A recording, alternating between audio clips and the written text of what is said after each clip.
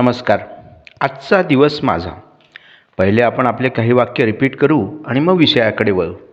100 कोटी भ्रष्ट घडवणार महान राष्ट्र.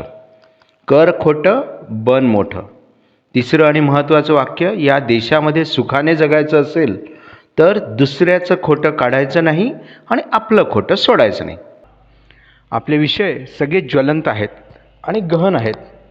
आपल्या इथे नवीन सरकार येऊन 12 वर्ष झालेत, तरी आज पण आपल्याला कोणत्याही सरकारी गोष्टीकरता डबल पैसा द्यावा लागतो. डबल पैसा म्हणजे कसा? सरकारी भरणा भरा आणि जी एजन्सी किंवा जो कोणी काम करतो आहे, तो कर्मचारी असो, संस्था असो किंवा वेगवेगळे व्यक्ती आहेत, त्यांना वरचे पैसे वेगळे द्या. म्हणजे जसं आपण वेटरला टीप देतो ना, तसं आम्ही बुद्धीने एवढे भ्रष्ट झालो आहे की आम्हाला वरचा पैसा देणं इतकं सहज आणि सोपं वाटतं, जसं एखाद्या ड्रायव्हरला बक्षीस देतो आपण. आणि काय होतं, उलट हे पैसे देणं आपल्या रक्तात इतकं भिनलेलं आहे की एखाद्याने पैसे नाही घेतले ना, तर आम्हाला चुकीचं वाटतं की सालं याने पैसे नाही घेतले, हा माझं काम करेल का नाही करेल. आता पहा ना, मौनी बाबांनी काय केलं होतं, घरोघरी कचरा घंटागाड्या सुरू केल्या. त्या घरोघरी जायच्या, कचरा उचलायच्या. नवीन पंत आले, त्यांना वाटलं विकास आणि प्रगती करायची आहे, सगळ्या हातांना रोजगार मिळाला पाहिजे.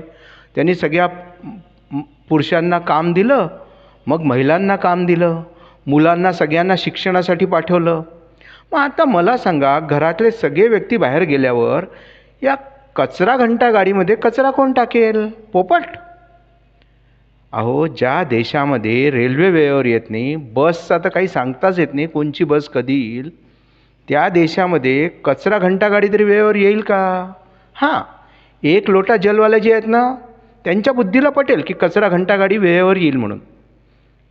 आणि त्यांना सांगतो, म्हणजे आपण नगर परिषदचे टॅक्सेस पूर्ण भरा आणि त्यानंतर काय करा, घरात कोणी नाही म्हणून या कचरा घंटा गाडीवाल्याला वेगळे पैसे द्या. कारण तुमच्या घरी कोण नसतं, मग तो कचरा घेऊन घंटागाडीत टाकेल कोण? मग हे टाकायचे त्याला पैसे नाही द्यावे लागणार. मग काय होतं, सगळीच जनता हे वरचे पैसे देऊ नाही शकत. मग जे पैसे देऊ नाही शकत ना, ते काय करतात, हा सगळा कचरा घेतात, उजेड अंधार पाहतात आणि रस्त्याने येता जाता कान्याकोपऱ्यामध्ये, नाल्यामध्ये, उघड्या मैदानामध्ये कुठेही फेकून देतात. असो, नमो नमा म्हणा, एक लोटा जल घ्या आणि वा, लवकरच आपण महासत्ता होणार आहे. कारण की जय भारत.